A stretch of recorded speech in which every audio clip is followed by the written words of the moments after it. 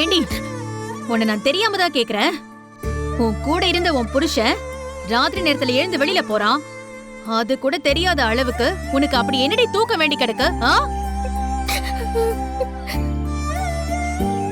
நீ தூங்காம இருந்திருந்தா அவன் வெளியில போறப்ப பூ எடுக்க காட்டுக்குள்ள போக வேணாங்க, இது நமக்கு பழக்கம் இல்லாத இடம் அப்படி இப்படின்னு ஏதாவது சொல்லி அவனை நீ தடுத்திருக்கலாம்ல. அத விட்டுட்டு இப்ப வந்து நீ நீல கண்ணீர் வடிக்கிறியா? நேத்து ராத்திரி அவர் அந்த பூவை பத்தி பேசினப்போ சும்மாதான் என்கிட்ட பேசுறாருன்னு நினைச்சு, ஆனா அவர் எப்படி அதை தேடி காட்டுக்குள்ள போவாருன்னு நான் கனவுல கூட நினைச்சு பாக்கலம்மா.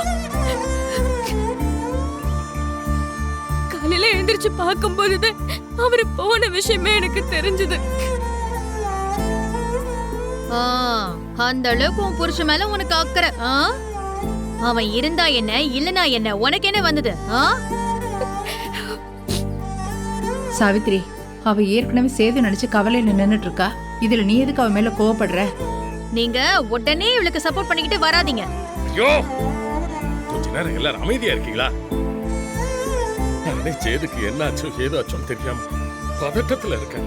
இதுல நீங்க வேற. எல்லாரும் கொஞ்சம் அமைதியா இருங்க.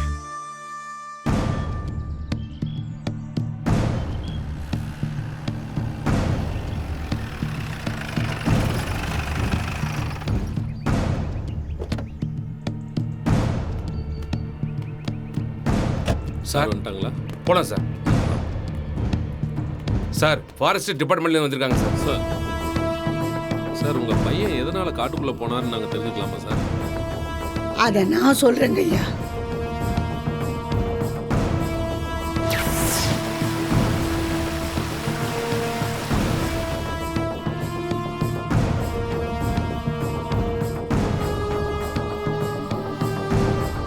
அவரு நேத்து ராத்திரியே காட்டுக்குள்ள போயிட்டாரு.